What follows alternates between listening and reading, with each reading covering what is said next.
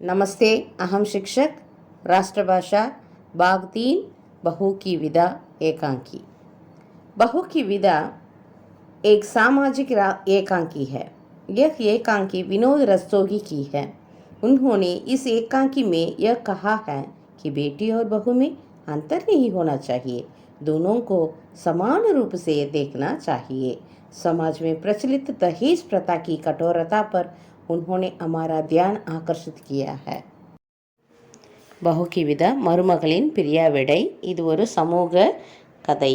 இதில் இந்த ஏகாங்கி வினோத் ரஸ்தோகி அவர்களுடையது. அவர் இந்த ஏகாங்கியில் நமக்கு என்ன சொல்ல வர்றாருன்னா, மகள் மற்றும் மருமகளுக்கிடையே எந்த ஒரு வேறுபாடும் இருக்கக்கூடாதுன்னு சொல்கிறார். அந்தர்னா டிஃப்ரென்ஸு. ரெண்டு பேருமே சமமாகத்தான் நம்ம பார்க்க வேண்டும். இந்த சமுதாயத்தில் இப்போ நிலவக்கூடிய வரதட்சணை பிரச்சனையுடைய கடினத்தன்மை, கடினத்தன்மை பற்றி அவர் நம்மளுடைய கவனத்துக்கு கொண்டு வந்திருக்காரு.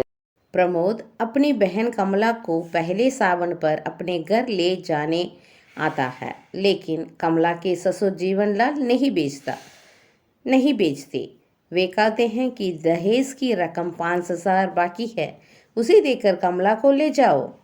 प्रमोद தன்னுடைய சகோதரியான கமலாவை பஹலே சாவன் முதல் மறுவீட்டு அழைப்புக்காக அழைச்சிட்டு வரத்துக்கு போயிருக்கான்.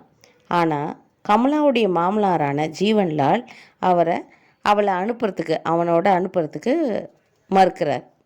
அவர் என்ன சொல்கிறாருன்னா, நீங்கள் எனக்கு டௌரியாக கொடுக்க வேண்டிய 5,000 ரூபாய் இன்னும் என்ன இருக்குது, பாக்கி இருக்குது, அதை கொடுத்துட்டு உன் சகோதரி அழைச்சிட்டு போ அப்படின்ற மாதிரி கண்டிஷனாக சொல்கிறாரு. प्रमोद गिड़गिड़ाता है, फिर भी जीवनलाल राजी नहीं होते.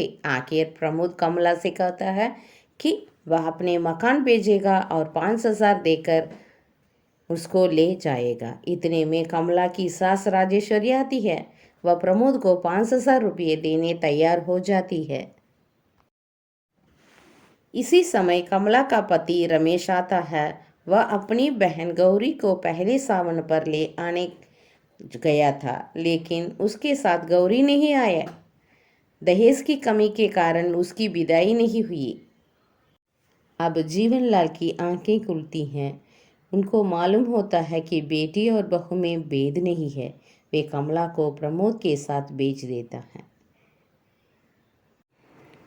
பிரமோத் ரொம்ப வேண்டி விரும்பி கெஞ்சி கேட்குறான். ஆனாலுமே ஜீவன்லால் விரும்பி இருந்த பொழுதும் ஜீவன்லால் என்ன பண்ண மாட்டேங்கிறாரு, தன்னுடைய முடிவிலேருந்து மாற்றிக்கவே மாட்டேங்கிறாரு. இறுதியாக அவன் என்ன பண்ணுறான், தன்னுடைய சகோதரியான கமலா கிட்ட சொல்கிறான், நான் என்ன பண்ணுறேன், நம்முடைய வீட்டை விற்றுட்டு 5,000 ரூபாயை கொண்டு வந்து கொடுத்துட்டு உன்னை நிச்சயமாக அழைச்சிட்டு போவேன் அப்படின்ற மாதிரி சொல்கிறான். இத்தனையுமே இதற்குள்ளாக கமலாவுடைய மாமியாரான ராஜேஸ்வரி வராங்க.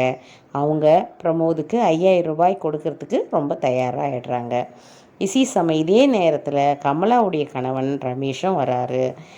அவர் தன்னுடைய சகோதரியான கௌரியை மறுவீட்டு அழைப்புக்கு அழைச்சிட்டு வர்றதுக்காக கௌரியுடைய மாமியார் வீட்டுக்கு போயிருந்தார்.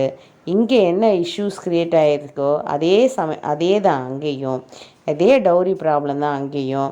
அதனால் கௌரி அவரோட வரவே இல்லை. லேக்கின் உஸ்கே சாத் கௌரி நெஹியாயி, ஆனால் அவனோட வரலை. ஏன்னா அவங்களும் அங்கே அந்த தஹேஸ் ரக்கம் பாக்கியே கேட்டிருக்காங்க.